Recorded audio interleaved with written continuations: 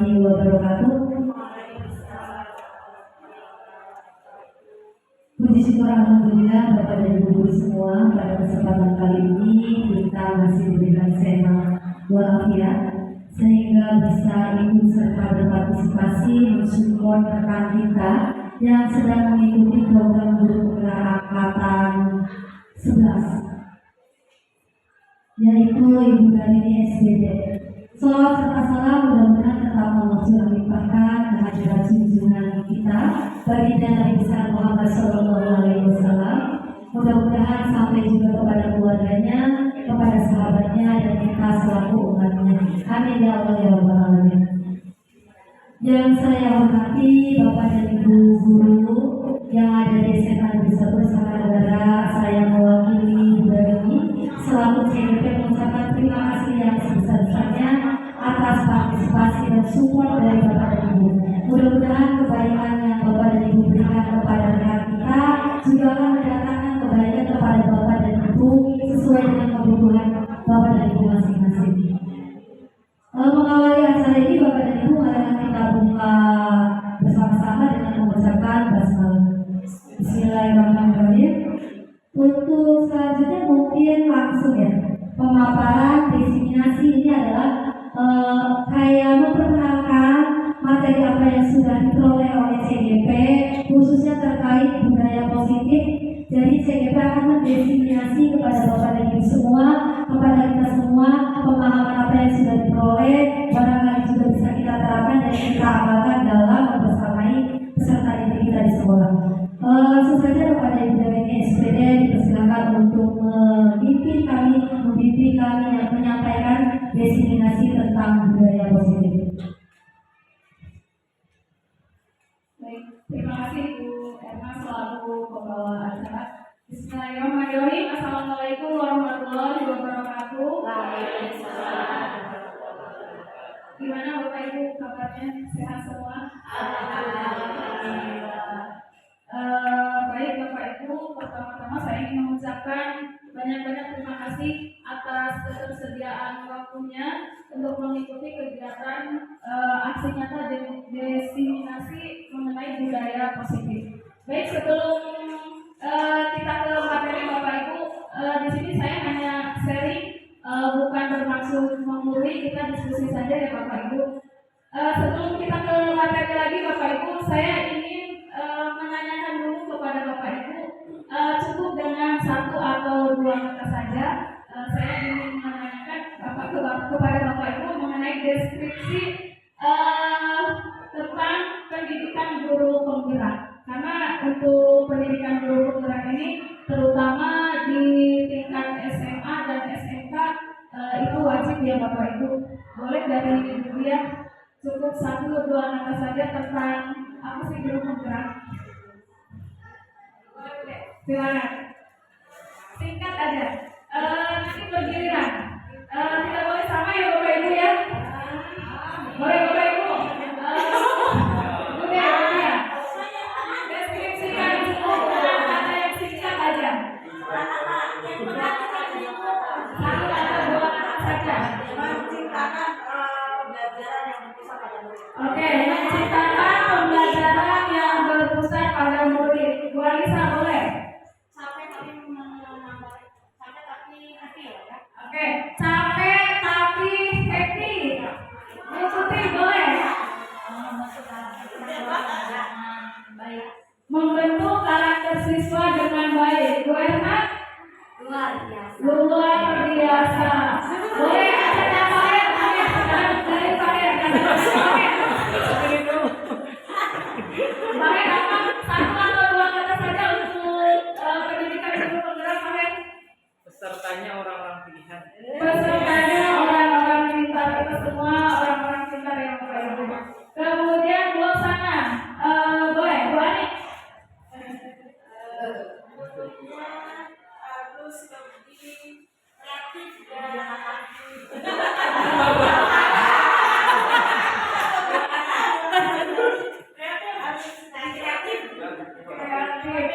Mungkin ada yang berpendapat, ih susah, ada nggak Bapak Ibu? Ada. Ya, baik Bapak Ibu.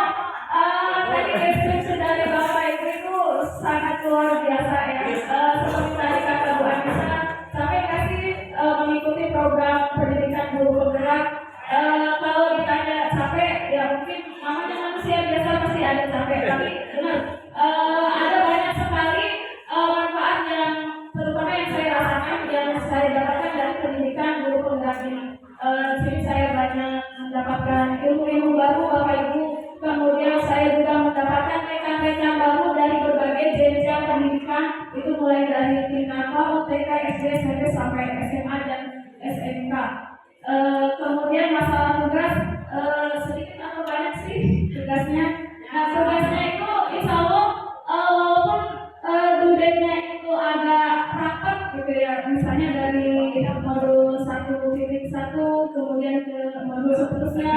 Nah, tapi insya Allah banyak sekali referensi yang bisa Ibu Bapak dapatkan ya. Kalau kata istilah BNA itu ATM katanya Bapak Ibu, di YouTube itu banyak amati, tiru, kemudian modifikasi.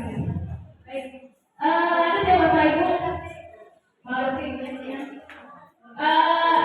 Salam guru penggerak Bapak Ibu ya. Saya termasuk guru penggerak angkatan 11 dari Kabupaten Subang. Lanjut Pak. Oke, kita buat kesepakatan forum diseminasi. Nah, ini sudah ada 2 contoh Bapak Ibu. Yang pertama yaitu menghargai siapapun yang ada di ruangan ini. Kemudian yang kedua menjadi pendengar yang baik. Nah, mungkin Bapak Ibu ingin menambahkan boleh kesepakatan di ruang diseminasi ini. Boleh acungkan tangannya Bu Tuti. Menghargai pendapat orang lain. Pak Lutfi boleh ditambahkan. Ada lagi? Tertib. Oke, tertib. Ada lagi Bapak Ibu? Menghargai, tertib. Panut? Menghargai perbedaan pendapat. Oke, menghargai perbedaan pendapat. Ada lagi atau cukup Bapak Ibu? Boleh, ada lagi? Oke, jadi selama mengikuti kegiatan ini bahagia Pak Lutfi. Singkat-singkat saja Pak Lutfi, bahagia. Ada lagi? Nah, bahagia dan senang. Boleh makan minum ya? Gimana nih kesepakatannya? Boleh sambil. Oke, santai, serius tapi santai. Oke, cukup ya Bapak Ibu ya. Oke, cukup itu kesepakatan kelas yang sudah kita buat bersama. Mudah-mudahan kita semua bisa mematuhinya. Ada konsekuensinya Bapak Ibu kalau yang melanggar kesepakatan? Ya. Oke, suruh nyanyi ke depan. Baik, lanjut Pak Lutfi.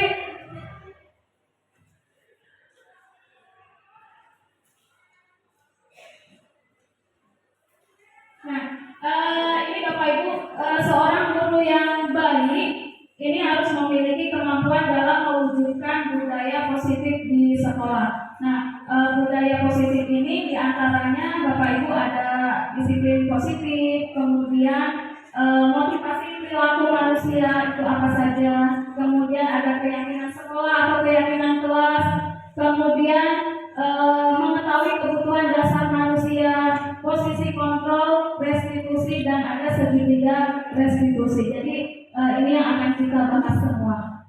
Oke, berikutnya ini ada disiplin positif. Sebelum ke sana, kira-kira kalau mendengar kata disiplin, nah itu persepsinya gimana? Ada kepatuhan, kemudian taat, ada aturan, apalagi Bapak Ibu, ada sanksi kalau ada pelanggaran, rasa tanggung jawab, ada rasa ketidaknyamanan tidak Bapak Ibu? Nah, ada ya, terutama yang melanggar tadi ya. Baik, pendapatnya benar semua Bapak Ibu ya. Oke, lanjut Pak Lutfi. Nah, ini Bapak Ibu, jadi disiplin positif itu merupakan suatu cara untuk menerapkan disiplin yang mengajarkan anak bertanggung jawab Bapak Ibu dan menumbuhkan kesadaran diri berdasarkan nilai-nilai kebajikan. Nah, nilai-nilai kebajikannya Bapak Ibu itu apa? Misalnya rasa kasih sayang, kemudian saling menghargai, gotong royong, dan sebagainya. Oke, lanjut Pak. Nah, berikutnya ini Bapak Ibu, disiplin positif ini lebih mengarah kepada disiplin diri Bapak Ibu yang dapat mengontrol diri dalam melakukan segala tindakan. Jadi motivasi yang diharapkan itu adalah motivasi intrinsik, motivasi yang benar-benar datang dari dalam diri kita sendiri, bukan karena siswa itu takut karena hukuman atau juga melakukannya itu karena ada rasa ingin dipuji atau mendapatkan penghargaan. Lanjut Pak. Nah ini berikutnya dengan adanya disiplin diri Bapak Ibu, nah ini dapat membuat murid memahami dan menyadari berdasarkan motivasi internal. Motivasi internal itu adalah motivasi yang berasal dari dalam dirinya sendiri, bukan karena paksaan atau tadi mengharapkan pujian, mengharapkan hadiah, ya, dan juga bukan untuk menghindari hukuman. Lanjut Pak. Nah, berikutnya ini ada 6 karakter dalam profil belajar Pancasila. Tadi kan yang diharapkan itu ada nilai-nilai kebajikan ya Bapak Ibu, di antaranya saling menyayangi satu sama lain. Nah ini saya rasa untuk profil pelajar Pancasila ini sudah sangat lengkap. Di antaranya itu ada beriman, bertakwa, mandiri, berkebinekaan global, gotong royong, kreatif, dan bernalar kritis. Lanjut Pak. Nah, berikutnya ini ada motivasi perilaku manusia. Sebelum ke sana, saya pengen tanya, boleh Pak Kanur ya? Pak Kanur, Pak Kanur itu setiap hari datang ke sekolah untuk mengajar ya Pak Nur ya? Iya, tentu. Oke. Nah itu kira-kira Pak Nur datang ke sekolah itu motivasinya apa? Apakah karena Panggilan jiwa. Oke, panggilan jiwa luar biasa ya. Kalau Mujun, gimana Mujun? Motivasi Mujun setiap hari datang ke sekolah itu motivasinya apa? Apa karena takut sama sekolah? Koperasi. Karena duit katanya tadi. Nah, karena tanggung jawab, ibadah, karena merupakan kewajiban, bukan karena hanya sekedar apa? Biar dipuji ya sama atasan kita ya Bapak Ibu. Oke lanjut Pak.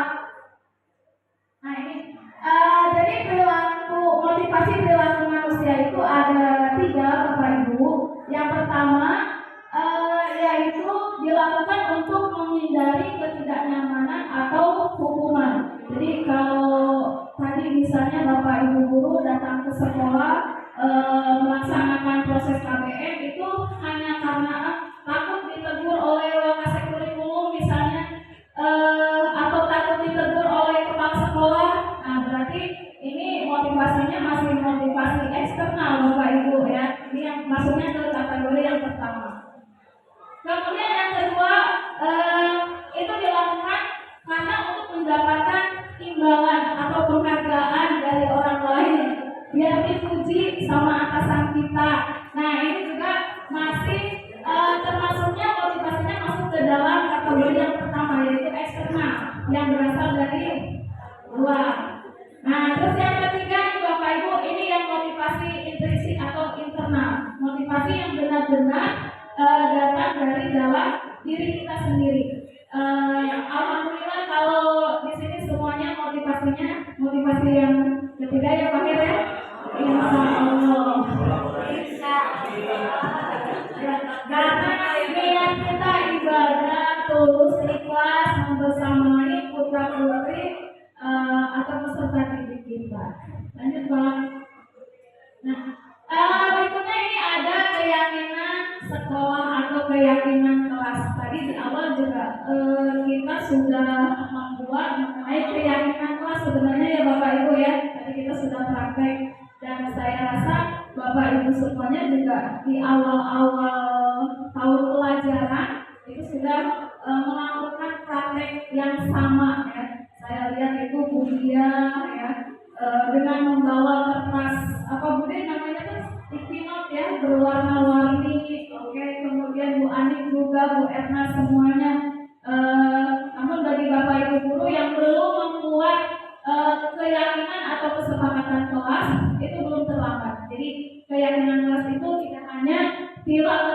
di awal daripada tidak sama sekali, di perjalanan, di tengah perjalanan juga itu bisa Bapak Ibu ya. Oke.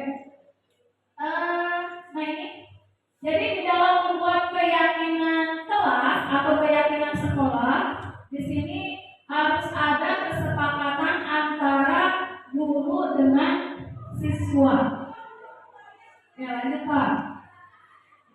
Nah ini keyakinan sekolah atau kelas berupa pernyataan-pernyataan universal yang mudah diingat dan dipahami dan harus diterapkan di lingkungan sekolah. Jadi biasanya nanti guru dengan siswa itu berdiskusi kira-kira aturan-aturan seperti apa saja nih yang harus diberlakukan di kelas tersebut. Nah kemudian kalau sudah ketemu aturannya, misalnya tidak boleh berisik, nah itu usahakan Bapak Ibu jangan dibuat dalam bentuk kalimat yang negatif, tapi harus dirubah ke dalam bentuk kalimat yang positif. Contohnya kalau tidak boleh berisik, nah itu kalimat positifnya gimana Bapak Ibu? Menjaga ketertiban kelas gitu Bapak Ibu ya. Jadi usahakan hindari kata tidak atau jangan itu dalam membuat kesepakatan kelas. Lanjut Pak. Nah ini contohnya Bapak Ibu, ini sudah menggunakan kalimat-kalimat universal. Jadi setiap anggota kelas perlu belajar, harus senang Bapak Ibu. Jadi bagaimana caranya kita menyelenggarakan proses pembelajaran yang berpusat kepada siswa. Seperti yang sudah saya sampaikan ketika aksinya tadi modul 1.3 Bapak Ibu, saya membuat prakasa perubahan, yaitu bagaimana caranya menyelenggarakan proses pembelajaran yang menyenangkan. Jadi kalau anak-anak sudah senang belajar, insya Allah nanti motivasi yang datang dari dalam diri anak itu ya benar-benar motivasi yang berasal dari dalam dirinya, kan? Bukan karena takut nih nanti saya nggak dapat nilai, gitu kan? Takut nih saya kalau telat, karena nanti kalau telat bisa dijemur di lapangan dan sebagainya. Oke lanjut Pak. Nah berikutnya ini ada kebutuhan dasar manusia. Bapak Ibu mungkin sebelumnya ada yang tahu kebutuhan dasar manusia itu apa saja sih? Makan, minum, tidur, pakaian, apa lagi?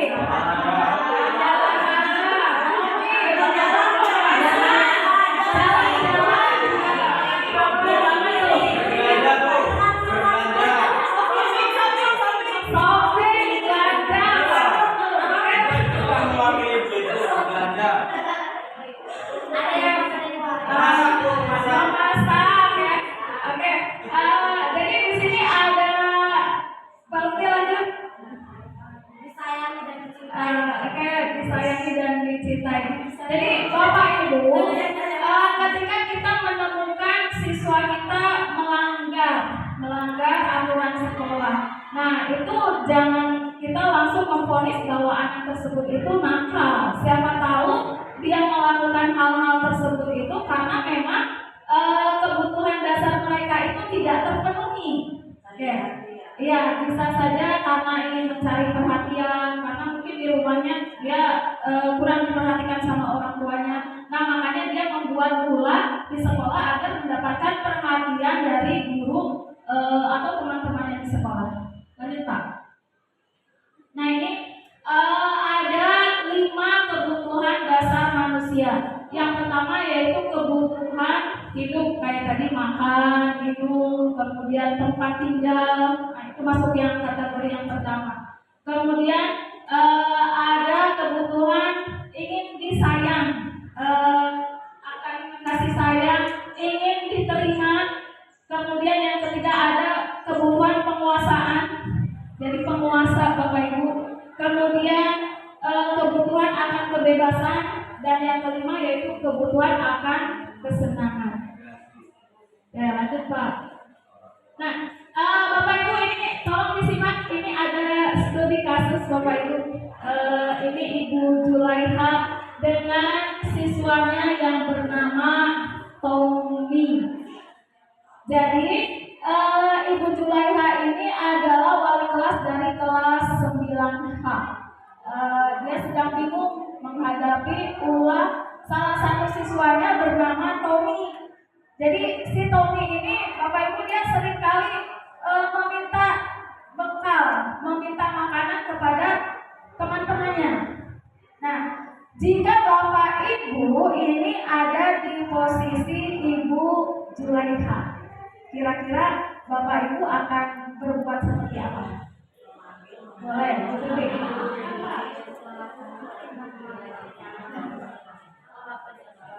Oke, boleh tepuk tangan buat Bu Putri ya.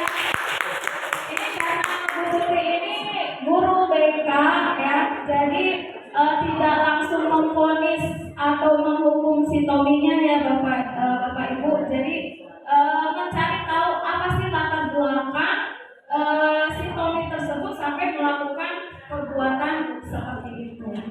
Oke, lanjut Pak. Nah ini mungkin Pak. Nah ini alasan yang pertama, kenapa si Tommy suka mengambil makanan teman-temannya? Mungkin karena dia kebutuhan dasar yang pertama itu tidak terpenuhi, ya. Dia merasa lapar karena dari rumahnya belum sarapan. Kemudian orang tuanya tidak membawakan bekal.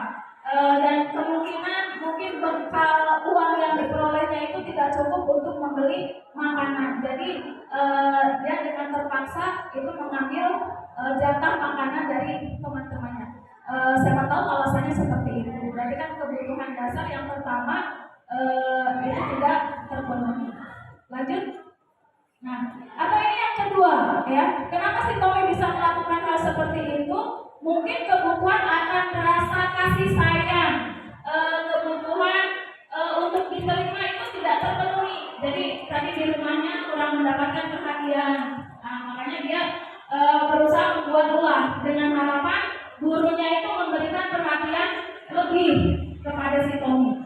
Dan nanti ketika gurunya tersebut berdiskusi atau memanggil orang tuanya, nah harapannya tadi si Tommy juga mendapatkan perhatian dari orang tuanya. Siapa tahu alasannya seperti itu Bapak Ibu.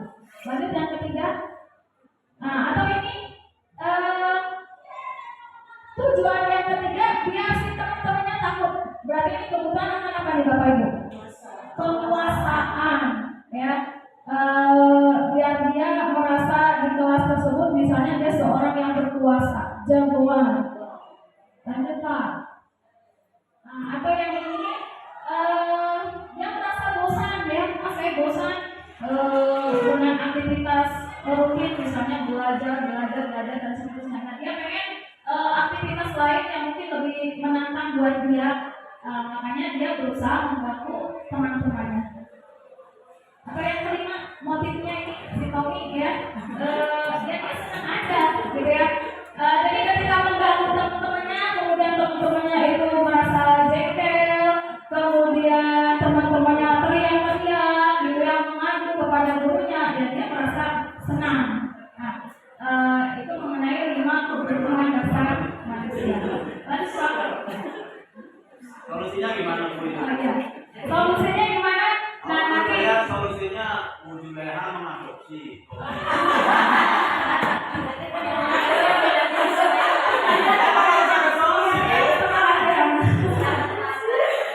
Ada masalah harus ada solusi. Nah, iya betul. Nah, nanti solusinya seperti apa Bapak Ibu? Nanti di terakhir itu ada solusinya.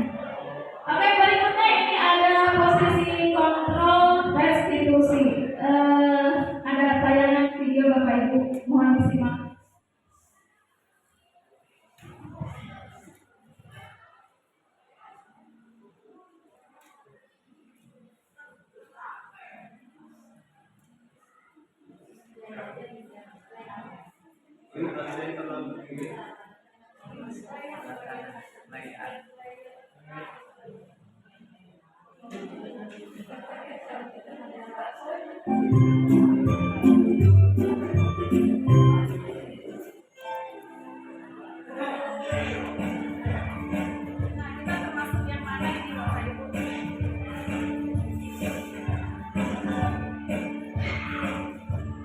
Halo, Bapak Ibu Guru calon guru penggerak. Video ini akan menampilkan 5 adegan interaksi guru dan murid. Silakan menonton dan merefleksikannya.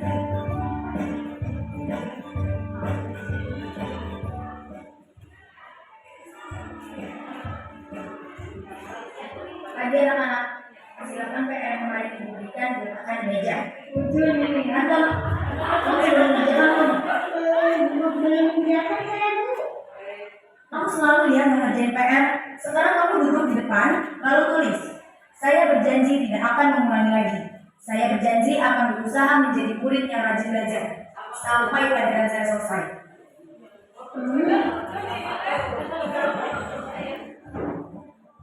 Pagi anak-anak, hari ini ada tugas ya? Ada yang belum mengerjakan? Kantor, kamu sudah mengerjakan? Belum Pak. Kamu sudah mengerjakan tugas. Kamu mau jadi apa? Kamu nggak sekarang. Coba bayangkan orang tuamu betapa kecewanya sama kamu. Kamu itu sudah kelas 5. Harusnya bertanggung jawab sama dirimu sendiri.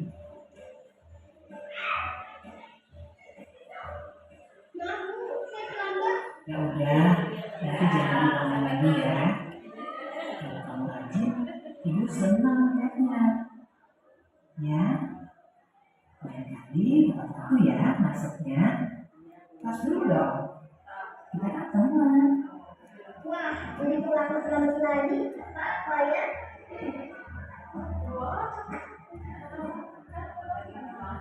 Kamu kok nggak pakai baju olahraga? Bapak catat, kamu sudah 3 kali loh nggak ikut olahraga bulan ini. Iya Pak, 3 kali berarti saya dapat sanksi Pak.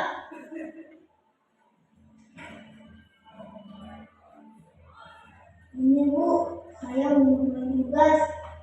Maaf ya Bu, saya terlambat mengulangi tugas.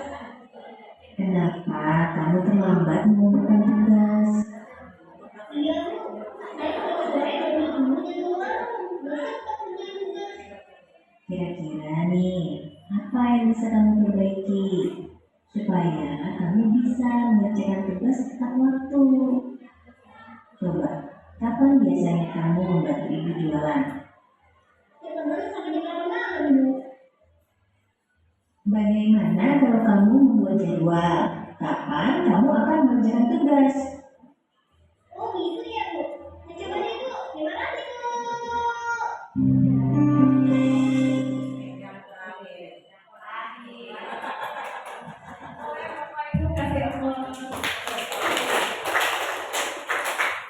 Jadi Bapak Ibu sudah tahu ada di posisi mana kira-kira A, B, C, D, E.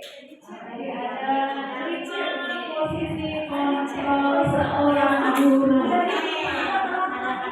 apa saja Bapak Ibu 5 posisi kontrol ini untuk lanjut? Nah, yang pertama yaitu sebagai penghubung Bapak Ibu. Nah, kalau penghubung ini biasanya ciri-cirinya itu gurunya itu kalau ngomong nadanya itu suka tinggi, marah-marah, kadang sambil menunjuk gitu ya Bapak Ibu. Seperti tadi kan siswanya terlambat, misalnya datang terlambat, silakan balik keliling lapangan 20 sekarang misalnya. Nah itu berarti tipe penghubung Bapak Ibu. Nah kalau guru tipe penghubung itu biasanya dampaknya bagi siswa itu akan merasa apa? Menjadi dendam, ya dendam kepada guru tersebut. Dan nantinya ke depannya itu cenderung siswa itu mengulangi lagi seperti itu. Mungkin Bapak Ibu pernah menemukan kasus-kasus yang ada di sekolah kita. Nanti boleh didiskusikan. Kemudian yang kedua yaitu posisi guru sebagai pembuat merasa bersalah. Nah ini kalau dilihat nada bicaranya kan biasanya lembut seperti orang yang bijaksana.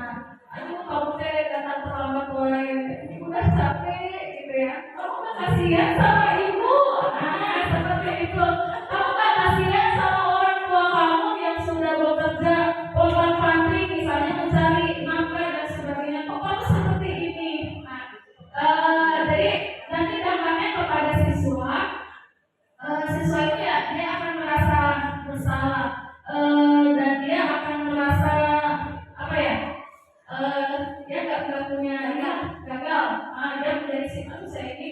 siswa yang gagal gitu dan tidak mungkin bisa untuk diperbaiki. Kekhawatirannya seperti itu. Kemudian yang ketiga yaitu sebagai teman. Nah, tadi dengan bercanda gitu ya, layaknya seperti teman lah seperti apa. Nah, kalau misalnya kita memposisikan kita sebagai teman, nanti dampaknya itu akan ada ketergantungan siswa terhadap guru tersebut ya. Jadi memang si siswa itu ketika melanggar ya kata kan tenang aja. Si ibu itu mah misalnya si ibu itu mah udah CS, paling juga hanya dinasehatin doang gitu kan. Nah, itu sebagai teman Bapak Ibu. Kemudian yang keempat yaitu sebagai pemantau Bapak Ibu ya. Jadi nanti dampaknya kalau pemantau ini ketika ada guru tersebut dia berusaha untuk tidak melanggar, tetapi ketika guru tersebut tidak ada, gitu, maka dia akan mencoba mengulangi lagi perbuatan pelanggaran tersebut. Kemudian yang kelima yaitu sebagai manajer. Nah, yang diharapkan ini Bapak Ibu adalah posisi kita itu sebagai manajer. Jadi kalau posisi kita sebagai manajer itu yang diharapkan motivasi yang muncul dari dalam siswanya itu tadi motivasi yang berasal dari dalam dirinya. Jadi mereka itu sadar akan kesalahannya dan yang terpenting adalah kalau siswa itu tahu bagaimana dia harus bersikap, bagaimana dia harus memperbaiki dirinya. Lanjut Bu ya. Nah, ini Bapak Ibu ya, tadi sudah saya jelaskan kelima posisi kontrol dari seorang guru. Lanjut Bu. Nah, ini juga tadi sudah yang diharapkan adalah posisi kita sebagai manajer. Lanjut Bu. Nah, ini kalau posisi kita sebagai manajer, nah ini guru dapat membuat sesuatu bersama murid, mempersilahkan murid bertanggung jawab dan dapat mendukung murid agar dapat menemukan solusi. Nah, ini juga sudah saya lakukan Bapak Ibu. Saya coba menerapkan posisi saya sebagai manajer tadi dan alhamdulillah itu tidak ada dari siswanya juga merasa senang, kemudian dari gurunya juga sama. Nah, ini juga ini kalau tadi yang pertama kasus siswa menggunakan make up berlebih, Bapak Ibu itu sudah sering sekali dan sepertinya itu susah sekali untuk untuk diberantas. Nah, itu nanti kita bisa diskusi Bapak Ibu kira-kira solusinya seperti apa. Nah, kalau ini kasusnya itu siswa bolos pada jadi pas pelajaran saya siswa ini keluar ternyata menghadiri kantin. Nah, setelah menghadiri kantin itu rupanya dia tidak kembali lagi ke kelas karena mungkin takut ditegur oleh gurunya. Akhirnya mereka malah melanjutkan bermain-main dan sebagainya. Lanjut Bu. Oke, berikutnya ini ada segitiga restitusi. Oke, apa sih itu segitiga restitusi? Nah, ini ketika kita menemukan sebuah permasalahan dengan siswa, Bapak Ibu, kita tidak harus langsung menghakimi atau menghukum si siswa tersebut, ya. Tetapi kita praktekkan apa yang disebut dengan segitiga restitusi. Nah, untuk segitiga restitusi itu sendiri tahapannya ada 3 Bapak Ibu. Yang pertama yaitu menstabilkan identitas, jadi si siswanya itu dipanggil, kemudian kita tanya baik-baik seperti yang tadi Bu Tuti bilang, apa sih alasan kamu melakukan hal tersebut, ya? Atau misalnya kita bisa mengucapkan bahwa setiap manusia itu wajar kalau kita punya salah, tetapi yang terpenting adalah kita sadar akan kesalahan tersebut dan kita berusaha untuk memperbaikinya. Kemudian yang kedua yaitu validasi tindakan yang salah. Kamu tahu nggak bahwa tindakan kamu itu tadi itu salah? Nah, terus kalau kamu sudah tahu salah, terus kamu harusnya seperti apa? Jadi biarkan anak mencari solusinya Bapak Ibu. Dan yang ketiga yaitu menanyakan kembali keyakinan kelas atau keyakinan sekolah yang sudah disepakati bersama. Lanjut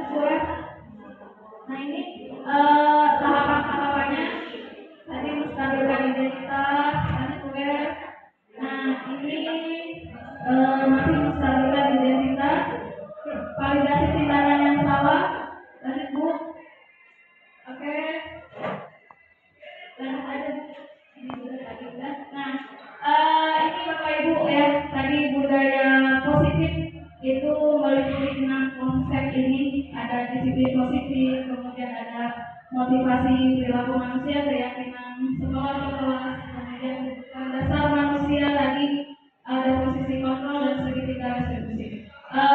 Boleh ada satu video yang tanggapan siswa itu.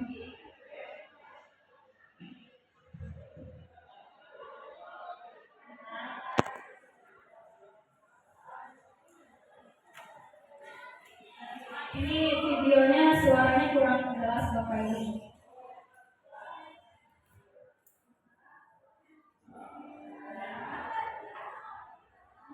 Boleh nggak tayang?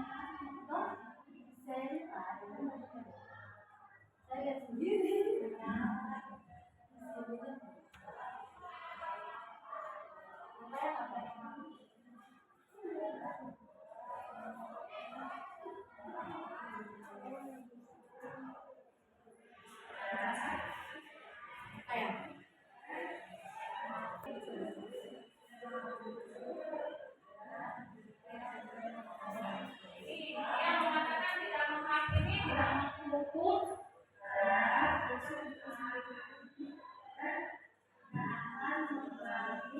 Nah, ini siswanya juga berjanji bahwa dia tidak akan mengulangi kesalahan yang sama.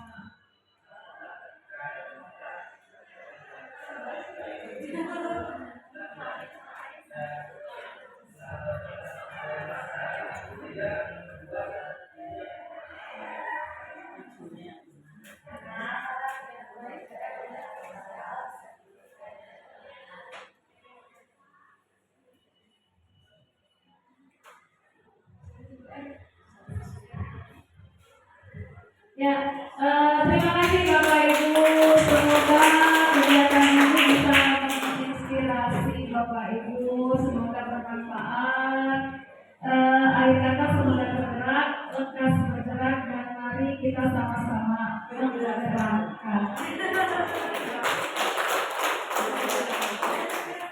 Akhir kata, mohon maaf atas segala kekurangan. Terima kasih atas segala perhatian.